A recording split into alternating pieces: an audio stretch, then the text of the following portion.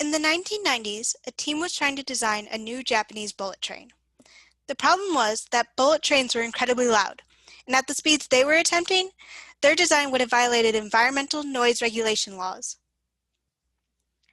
One of the main problems was that when a traditional bullet train enters a tunnel, it would compress the air in front of it so that when it exited the other side, it would cause a loud booming noise. Fortunately, one of the engineers involved with the project happened to be a bird watcher. He had learned that kingfishers are able to dive into water without a splash. This is because their thin, rounded beaks that gradually widen slice through the water and allow the water to flow around it rather than being pushed against it. The engineers incorporated this knowledge into their design and modeled the front of their train after the kingfisher's beak. When the train entered a tunnel, like with the beak, the air was able to flow around the front of it instead of being compressed as it was in the original design. This solved the noise problem and allows the train to travel 10% faster and use 15% less electricity due to the decrease in air resistance.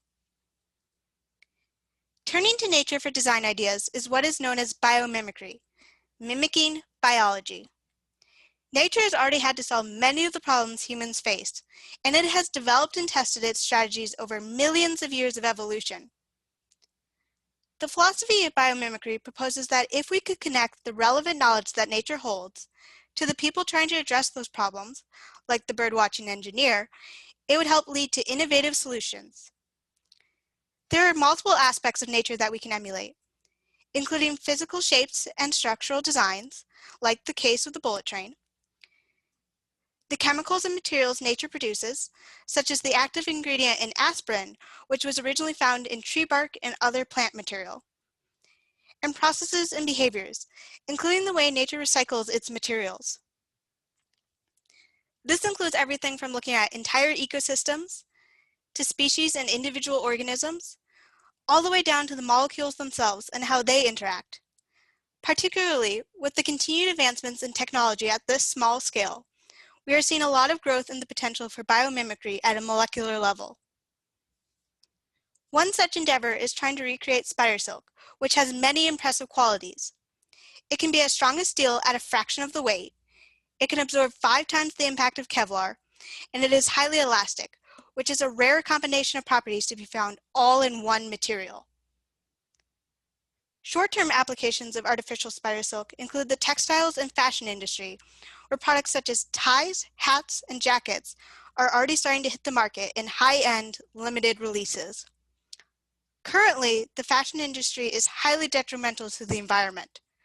One of the problems is that petroleum-based materials like nylon and polyester are made with fossil fuels and contribute to plastic pollution. Synthetic spider silk, on the other hand, is made primarily out of water and plant-based materials, and it is more biodegradable while still maintaining equal, or often better, quality. If artificial spider silk could replace petroleum-based fabrics like polyester and nylon, it could help decrease the environmental impact of the industry. Though scientists have been able to make artificial spider silk, they have not yet been able to produce it in large enough quantities to be commercially viable as a mass market product. The current issue is reliably weaving the silk proteins into usable fibers. Real spiders accomplish this with a complex sequence of various physical and chemical conditions, all of which require careful timing before eventually being squeezed through a nozzle at the spider's backside as fully formed silk. Scientists are still learning the details of how exactly this process works. Once scientists find a way to replicate the process in a way that is reliable and cost-effective, it could also help speed up the development of a wide variety of other synthetic spider silk applications, including biomedical advances and lightweight structural materials.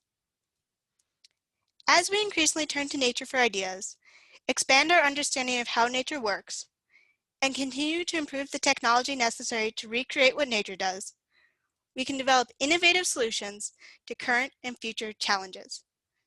Thank you.